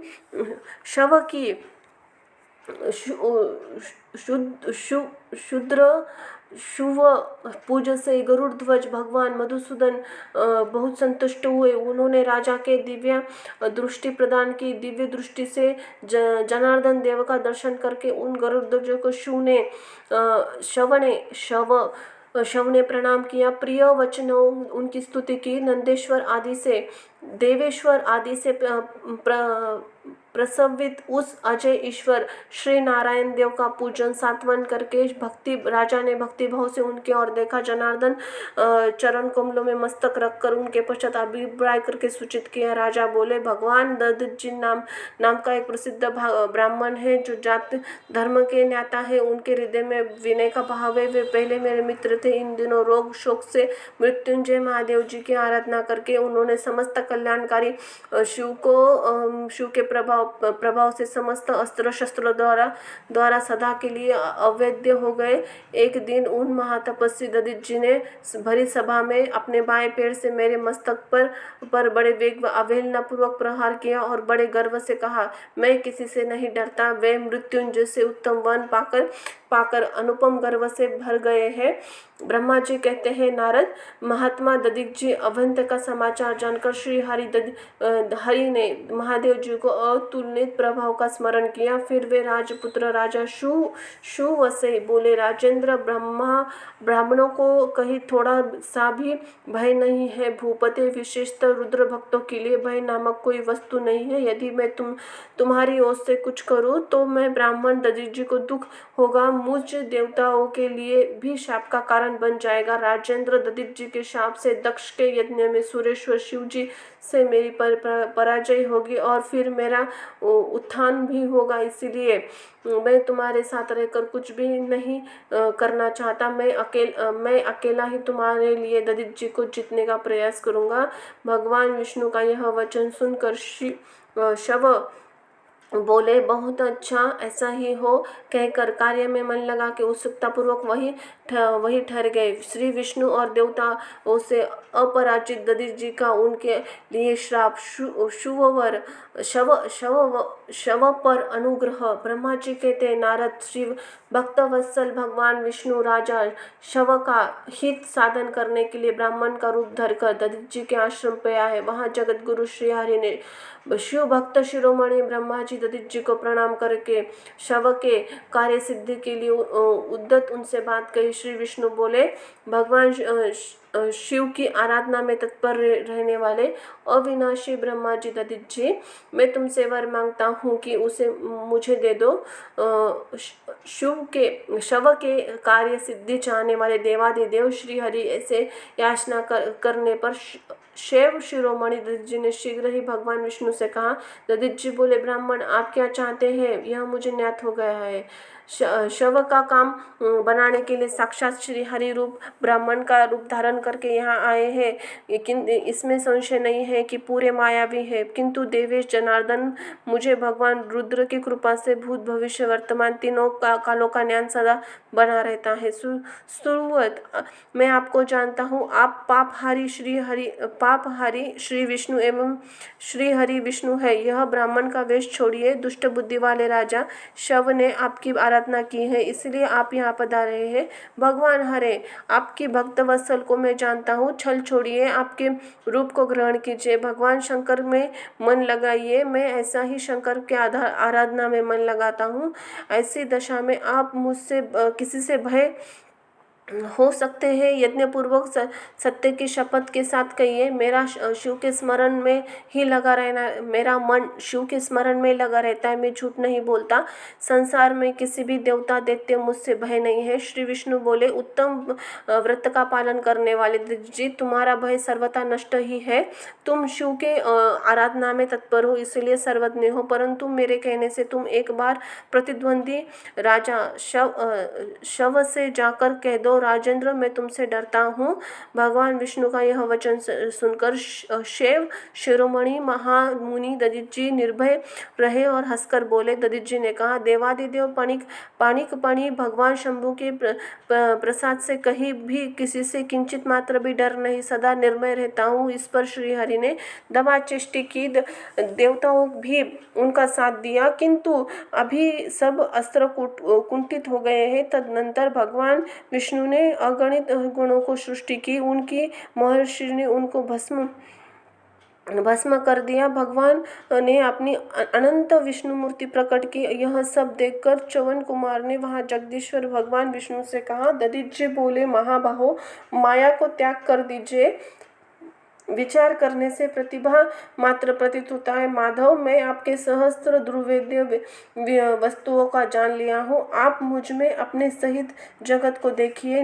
निरालस्य होकर मुझे ब्रह्मा एवं रुद्रों का दर्शन कीजिए, मैं आपको दिव्य दृष्टि देता हूँ। ऐसा कहकर भगवान शिव के तेज से पूर्ण शरीर वाले च्यवन कुमार दधिच जी ने मुनि के अपने देह में से समस्त ब्रह्मांड का दर्शन किया। भगवान विष्णु ने उन पर कोप करना चाहा।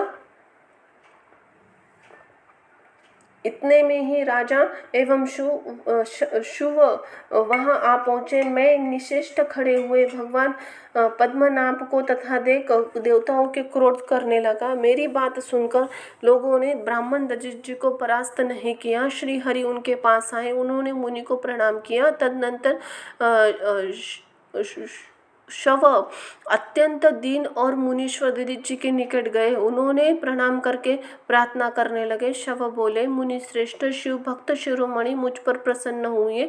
परमेश्वर आप दुर्जना को दृष्टि देने वाले हैं, मुझ पर कृपा कीजिए। ब्रह्मा जी बोले, नारद, राजा शव की यह बात सुनकर तपस्या की निधि ब्राह्मण दधिच जी ने उन पर अनुग्रह किया। तत्पश्चात श्री विष्णु आदि को देखकर मुनि क्रोध से व्याकुल हो गए। मन ही मन शिव का स्मरण करके विष्णु देवताओं को शाप देने लगे। दधिच जी ने कहा, देवराज इंद्र सहित देवताओं और मुनीश्वरों, तुम लोग रुद्र की क्रोधाग्नि से श्री विष्णु तथा अपने गणों सहित पराजित और ध्वस्त हो जाओ। देवताओं की इस तरह शाप दे शुवकी और देखकर देवताओं, राजाओं, पूजनीय द्वंज श्रेष्ठ दधिच जी ने कहा, राजेंद्र, ब्राह्मण और बलि प्रभावशाली होते हैं, ऐसा स्वरूप में स्पष्ट कहकर ब्राह्मण दधिच जी अपने आश्रम में प्रविष्ट हो गए। फिर दधिच जी को नमस्कार मात्र करके ही अपने शव अपने घर के चले आए। तत्पश्चात भगवान विष्णु देवताओं के साथ चले आए, उसी तरह वैकुंठ लोकों में लौट आए। इस प्रकार वह स्थानेश्वर नामक तीर्थ के रूप में प्रसिद्ध हो गया। स्थानेश्वर यात्रा मनुष्य शिव का सुयज्ञ प्राप्त कर लेता है। तात मैंने तुम्हें संक्षेप से शिव और दधिच जी के विवाद की कथा सुनाई। भगवान शंकर को छोड़कर ब्रह्मा और विष्णु जी को जो शाप प्राप्त हुआ है उसका वर्णन किया। जो शिव और दधिच जी की विवाद संबंधी इस प्रसंग का नित्य पाठ करता है, वह अपमृत्यु लोकों को जीतकर देह त्याग पश्चात ब्रह्मलोक में जाता है। जो इसके पाठ करके रणभूमि में प्रवेश करता है, उसे मृत्यु का भय नहीं होता तथा उसकी निश्चय ही विजय होता है। देवताओं सहित ब्रह्मा का विष्णु लोक में जाकर दुख निवेदन करना, श्री विष्णु का उन्हें शिव से क्षमा मांगने की अनुमति दे, उनको साथ ले कैलाश पर जाना, भगवान शिव से मिलना। नारद जी ने कहा, विद्वान प्राज्ञ शिव तत्व का चमत्कार करने वाले, आपने बड़ी अद्भुत रमणीय शिवलीला सुनाई है। तात वीरभद्र जिन सब दक्ष के यज्ञ का विलास करके कैलाश पर्वत पर गए, तब क्या हुआ यह हमें बताएं। ब्रह्मा जी बोले, नारद, रुद्रदेव ने सैनिकों के जिनके अंग भंग कर दिए थे, वे समस्त पराजित देवता मुनि उसी समय मेरे लोक में आए। वहाँ मुझको स्वयं भूख नमस्कार करके सामने बार बार स्तवन किया, अपने क्लेश रूप से सुनाया। मैं सुनकर पुत्र शोक से पीड़ित हो गए, अत्यंत व्यग्र मेरा मन, व्यथित मन चिंता करने लगा। फिर मैंने भक्ति भाव से विष्णु का स्मरण किया, भगवान विष्णु का स्मरण किया, समय चित्त ज्ञान प्राप्त हुआ। तदनंतर देवताओं मुनियों के साथ विष्णु लोक में आया, वहाँ भगवान विष्णु को नमस्कार किया, उस नाना प्रकार के स्त्रोतों द्वारा उनकी स्तुति करके अपने दुख का निवेदन किया। मैंने कहा, देव, जिस तरह भी यज्ञ पूर्ण हुआ है, यजमान जीवित हो और समस्त देवता मुनि सुखी हो जाए, वैसा उपाय कीजिए। देव रमानाथ, देव सुखदायक विष्णु, हम मुनि आपके शरण में आए हैं। मुझ ब्रह्मा जी की यह बात सुनकर भगवान विष्णु लक्ष्मीपति, जिनका मन शिव में लगा रहता है, जिनके हृदय में कभी दीनता नहीं आती, शिव का स्मरण करके इस प्रकार बोले। श्री विष्णु ने कहा, देवताओं में परम समर्थ तेजस्वी पुरुष कोई अपराध बन जाए तो उसके बदले में अपराध करने वाला मनुष्य लिए वह अपराधी मंगलकारी नहीं होता।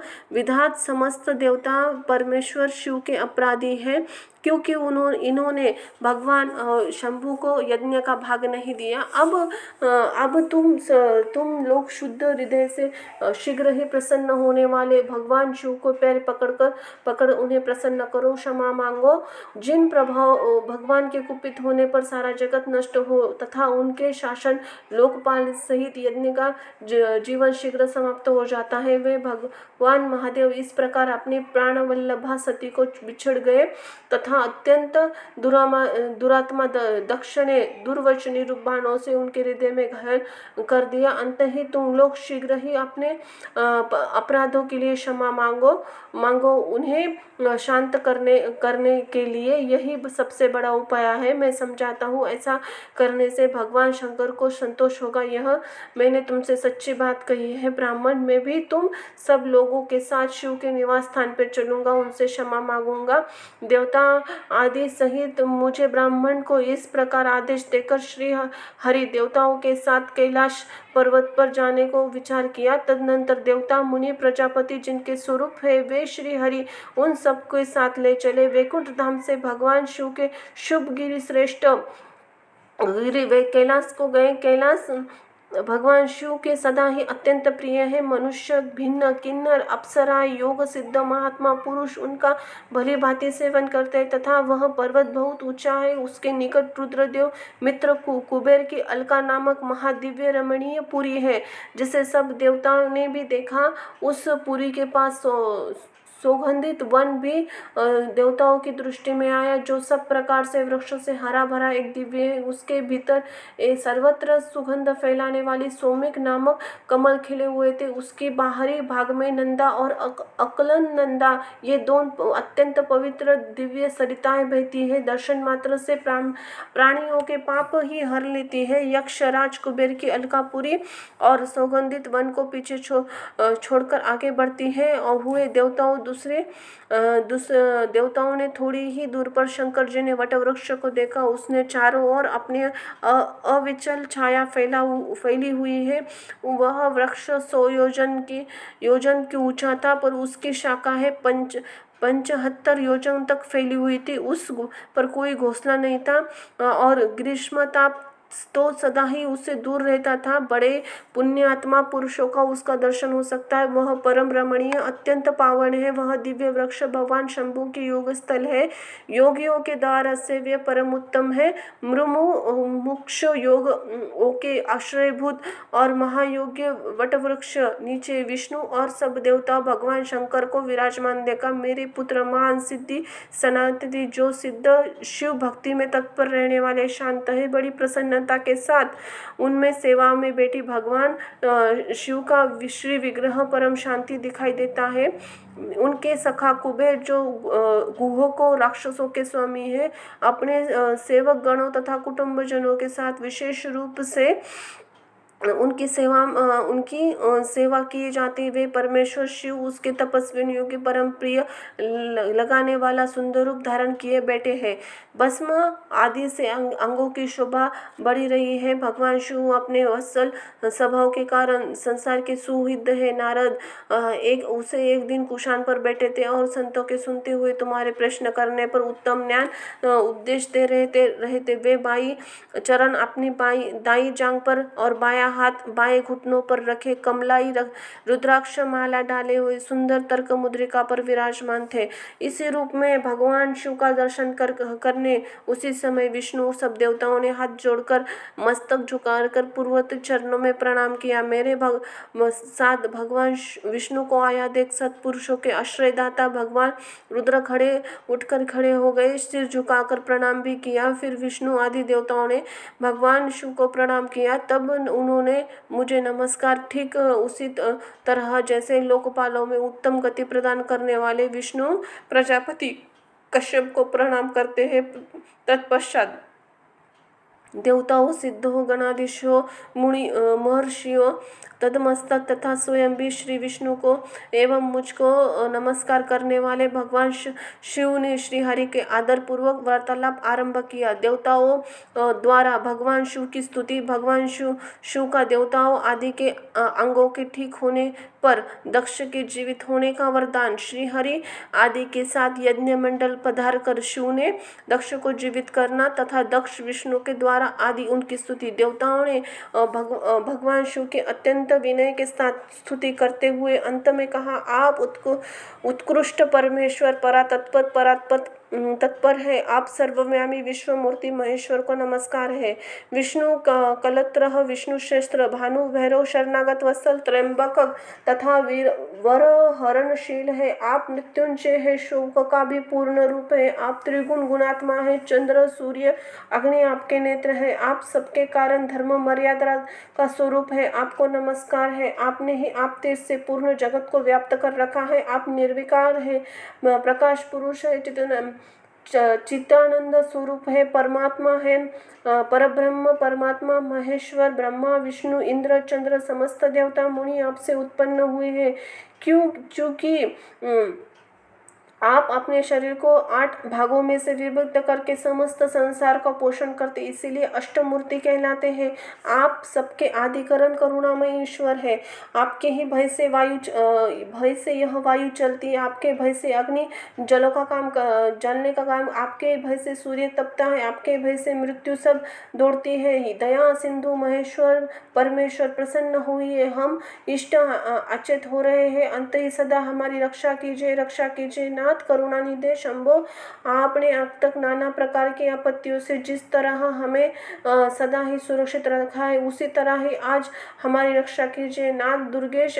आप शीघ्र ही कृपा कीजिए, इस अपूर्ण यज्ञ का दक्ष का भी उद्धार कीजिए। भगों को अपनी आंखें मिल जाए, यजमान दक्ष जीवित हो जाए, पुष्य को दांत जम जाए, भृगु की दाढ़ी मूछ पहले जैसी हो जाए, शंकर आयुधों को पत्थरों की वर्षा से जिनके अपने अंग भंग हो गए, उन देवता आदि पर आप सर्वत्र अनुग्रह करे जिसमें उन्हें पूर्णतः अयोग्य लाभ हो। हे नाथ, यज्ञ कर्म पूर्ण होने पर जो कुछ शेष रहे वह सब आपके पूरा भाग होगा, उसमें कोई हस्तक्षेप न करे। रुद्रदेव, आपके भागों में से यज्ञ पूर्ण हो, अन्यथा नहीं। ऐसा कहकर ब्रह्मा के साथ सभी देवता अपराध क्षमा करने के लिए उद्यत हो गए। हाथ जोड़कर भूमि पर दंड के के समान पड़े रहे। ब्रह्मा जी कहते हैं, नारद, मुझ ब्रह्मा, लोकपाल, प्रजापति, मुनियों सहित श्रीपति विष्णु के अनुमय विनय का कारण परमेश्वर शिव प्रसन्न हो गए। देवताओं के आश्वासन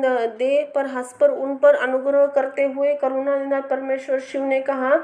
श्री महादेव जी बोले, सूर्य श्रेष्ठ ब्रह्मा विष्णुदेव, आप दोनों सावधान होकर मेरी बात सुनो। मैं सच्ची बात कहता हूँ तात, आप दोनों सभी बातों में सदा ही माना है। दक्ष के यज्ञ में विध्वंस मैंने नहीं किया। दक्ष ने स्वयं दूसरों से द्वेष करते हैं। दूसरों के प्रति जैसा बर्ताव किया जाएगा वही आपके लिए फलित होगा। अंत ही ऐसा कर्म नहीं करना चाहिए जो दूसरों के कष्ट देने वाला हो। दक्ष का जल गया है, इसलिए इनके सिर के स्थान में बकरी का सिर जोड़ दिया जाए। भग की देवता मित्र की आंख से आपके यज्ञ को भाग दे के तात पूषा नामक देवता जिनके दांत टूट गए हैं, यज्ञ भाग से दांतों से भली भांति, ये बात सच्ची, भली भांति पीसे गए यज्ञ का भक्षण करे। यह मैंने सच्ची बात कही है। मेरा विरोध करने वाले भृगु की दाढ़ी में स्थान बकरी की दाढ़ी लगा दी जाए। शेष सभी देवताओं जिन्हों मुझे यज्ञ भाग के रूप में यज्ञ की अविष्ट वस्तु दी है, सारे पहले अंग पहले की भांति ठीक हो जाए। अधर वायु यज्ञ काम से जिनकी भुजाएं टूट गई है, वे अश्विन कुमार से भुजाओं के जिनके हाथ नष्ट हो गए हैं, वे पूषा के हाथों से अपने काम चलाए। यह मैंने आप लोगों से प्रेमवश कहा है। ब्रह्मा जी कहते हैं, नारद, ऐसा कहकर वेद अनुसार करने वाले सूर्य सम्राट चरणापति परम दयालु परमेश्वर महादेव जी चुप हो गए। भगवान शंकर का यह भाषण सुनकर विष्णु ब्रह्मा से संपूर्ण देवता संतुष्ट हो तत्काल साधुवाद देने लगे। तदनंतर भगवान शंभु को आमंत्रित ब्रह्मा और देवर्षियों के साथ श्री विष्णु हर्षपूर्वक पुनः दक्ष की यज्ञशाला में चले। इस प्रकार उनकी प्रार्थना से भगवान शंभु विष्णु आदि देवता उनके कनखल में स्थित प्रजापति दक्ष की यज्ञशाला में पधारे। उस समय रुद्रदेव ने वहाँ यज्ञ का और विशेष देवताओं का, ऋषियों का, वीरभद्र का फल द्वारा विध्वंस किया था, उसे देखा। स्वाहा स्वधा पूषा तुष्टि धृति सरस्वती अन्य समस्त ऋषि पितर अग्नि तथा अनन्य बहुत से यक्ष गंधर्व राक्षस वहाँ पड़े थे। उसमें कुछ लोगों के अंग तोड़े गए थे, कुछ लोगों के बाल नोच ले गए थे। कितने ही उस समरांगण में अपने प्राणियों से हाथ धो बैठे थे। उस यज्ञ की दुरावस्था देखकर भगवान शंकर ने गणनायक महापराक्रमी वीरभद्र को बुलाकर हंसते हुए कहा, महाबाहु वीरभद्र, यह तुमने कैसा काम किया? तात तुमने थोड़ी देर में देवताओं तथा ऋषि आदि को बड़ा भारी दंड दे दिया, अवश्य जिसके कारण द्रोहपूर्ण कार्य हो गया। इस विलक्षण यज्ञ को आयोजन किया और जिसे ऐसा फल मिला, यश तुम शीघ्र यहाँ चले आओ। भगवान शंकर के कहने पर वीरभद्र ने बड़ी उतावली के साथ यह दक्ष का धड़ लाकर उनके सामने डाल दिया। दक्ष के उस शव को सिर रहित देखकर लोक कल्याणकारी भगवान शंकर ने आगे खड़े हुए वीरभद्र का हंसकर कहा, दक्ष का सिर कहाँ है? अप्रभावशाली वीरभद्र ने कहा, प्रभु शंकर, मैंने तो उसे समय दक्ष के सिर को आग में होम कर दिया था। वीरभद्र की यह बात सुनकर भगवान देवता प्रसन्नता पूर्वक वैसी ही आज्ञा दी थी जो पहले दे रखी थी। भगवान भव ने उस समय जो कहा उसी के द्वारा पूर्ति कर श्रीहरि आदि सब देवता भृगु आदि सबको शीघ्र ही ठीक कर दिया जाए। तदनंतर शंभु के आज्ञा से प्रजापति के धड़ से यज्ञ पशु बकरे का सिर जोड़ दिया। उस सिर के जोड़े जाते ही शंभु के शुभ दृष्टि पड़ने से प्रजापति शरीर में प्राण आ गए। तत्काल सोकर जगे हुए पुरुष की भांति खड़े हो गए। उठते ही उन्होंने अपने सामने करुणानिधि भगवान शंकर को देखते ही दक्ष के हृदय में प्रेम उमड़ आया। उस समय अंतःकरण में निर्मल एवं प्रसन्न कर महादेव जी से पहले महादेव जी से द्वेष करने का कारण अंतःकरण में मलिन हो गया, परंतु उस समय शिव के दर्शन से तत्काल शरद ऋतु के चंद्रमा के भांति निर्मल हो गए। उनके मन में भगवान शिव की स्तुति करने का विचार उत्पन्न हुआ, परंतु वे अनुराग धिक्कार्य कारण अपनी मरी हुई पुत्री का स्मरण करके व्याकुल जाने के कारण तत्काल स्वतन न कर सके। थोड़ी देर के बाद स्थिर होने पर दक्ष ने लज्जित होकर लोक शंकर शिव शंकर को प्रणाम किया, उनकी स्तुति करने के आरंभ किए। उन्होंने भगवान शंकर की महिमा गाते हुए प्रणाम किया। अंत में कहा, परमेश्वर, आपने ब्रह्मा होकर आपसे पहले आत्म तत्व का ज्ञान प्राप्त करने के लिए आपने मुख से विद्या तप व्रत धारण करने के लिए ब्राह्मणों को उत्पन्न किया था।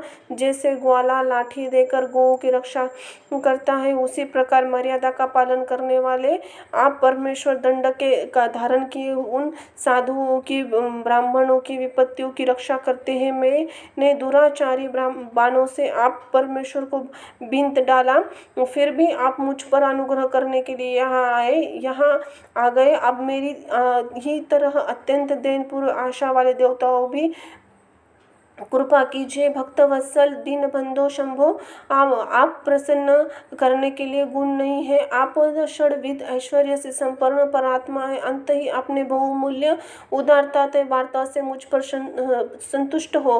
ब्रह्मा जी कहते हैं, नारद, इस प्रकार लोक कल्याणकारी महाप्रभु महेश्वर शंकराजी स्तुति वणित चित्त प्रजापति दक्ष चुपचाप हो गए। तदनंतर श्री विष्णु ने हाथ जोड़कर वृषभध्वज को प्रणाम करके प्रसन्नता पूर्वक हृदय से वाणी वाणी से उनकी स्तुति प्रारंभ की। तदनंतर मैंने कहा, देव देव महादेव महाकरुणा सागर प्रभो, आप गण स्वतंत्र परमात्मा अद्वितीय अविनाशी परमेश्वर है। देव ईश्वर, आपने मेरे पुत्र पर अनुग्रह किया। आपने अपमान की और कुछ ध्यान देकर दक्ष के यज्ञ के उद्धार कीजिए। देवेश्वर, आप प्रसन्न होजिए, समस्त शापों को दूर कीजिए। आप सज्ञाने, अंत ही आप मुझ के कर्तव्य प्रति प्रेरित करने वाले, अकर्तव्य से को रोकने वाले महामुनि। इस प्रकार परमेश्वर की स्तुति करके मैं दोनों हाथ जोड़कर मस्तक झुकाकर खड़ा हो गया। तब सुंदर विचार रखने वाले इंद्र देवता लोक कल्याण शंकर की स्तुति करने लगे। उस समय भगवान शिव का विखर मुखारविंद प्रसन्नता से खिल उठा।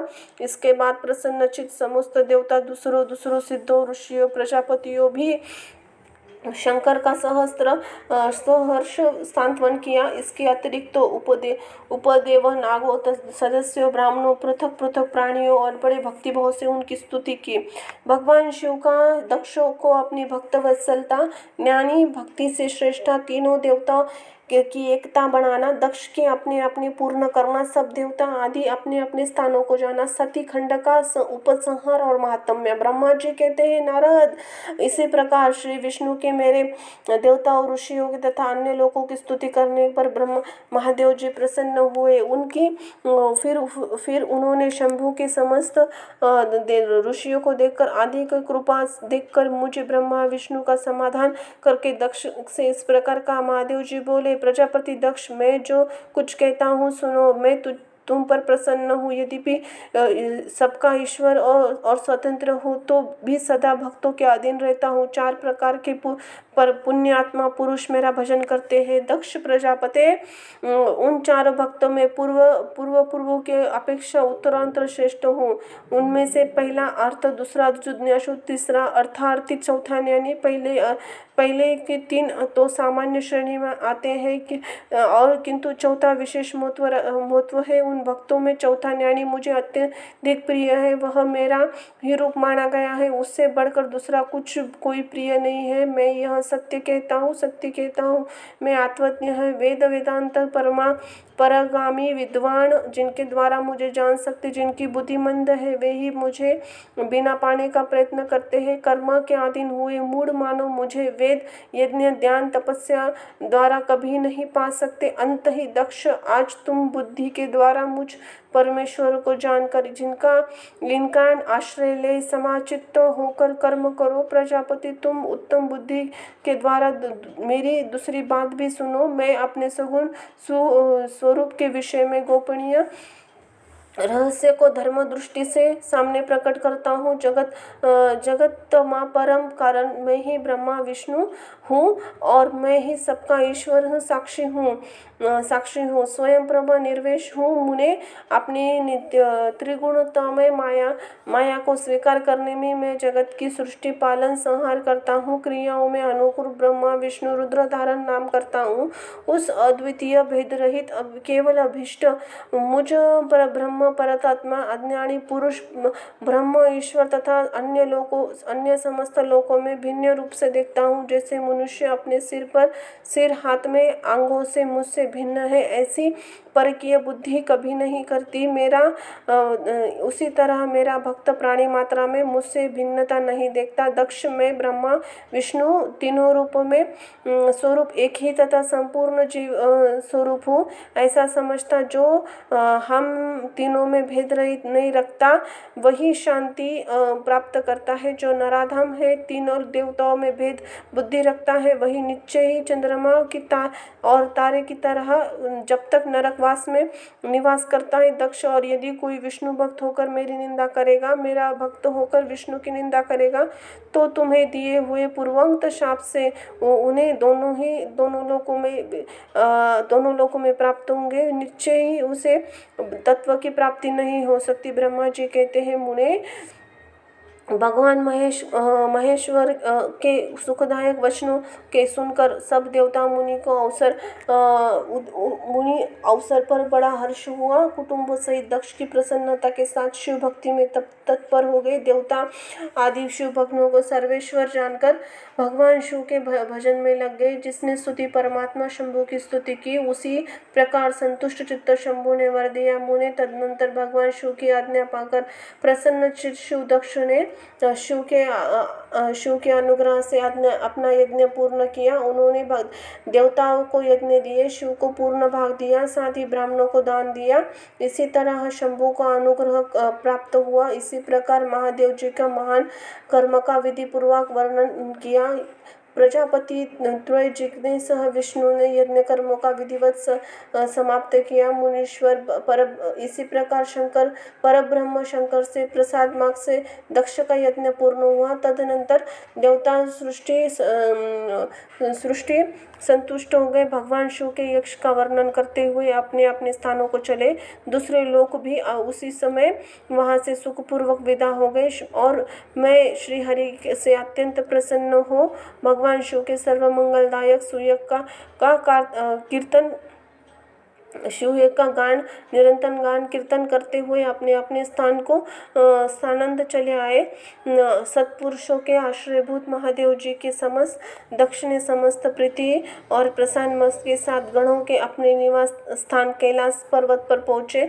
पर्वत पे आकर शंभु ने अपनी प्रिय स्तुति का स्मरण किया। प्रधान गणों से उनकी कथा कही। इस प्रकार सती दक्ष कन्या सती यज्ञ में अपने शरीर को त्याग कर हिमालय की पत्नी मेनका के गर्भ से उत्पन्न हुई, यह बात प्रसिद्ध है। फिर वहां तपस्या करके गौरी शिवानी शंकर भगवान शिव का प्रति स्वरूप वर्ण किया। वे वामांग के स्थान पाकर अद्भुत लीलाएं करने लगी। नारद, मैंने तुमसे सती का यह परम दिव्य चरित्र का वर्णन किया है, जो भोग और मोक्ष देने वाला तथा संपूर्ण कामनाओं को पूर्ण करने वाला है। यह उपाख्यान पापों को दूर करने वाला एवं पवन पवित्र है। स्वर्ग तथा यश आयु को देने वाला है, पुत्र पौत्रों को देने वाला है और भक्ति भाव से देने वाला। जो भक्तिमान पुरुष भक्ति भाव से लोगों को कथा सुनता है, वह संपूर्ण लोकों में कर्म का फल पाकर परलोक में परम गति को प्राप्त होता है। रुद्र संहिता सती खंड संपूर्ण। बोलो हर हर हर हर शिव शिव शंभो। जय महाकाल जय महाकाली आदि शक्ति उदे उदे। जय हो माँ जगदम्बा त्रिलोक आधिकरणी महाजगदम्बा उदे उदे। धन्यवाद।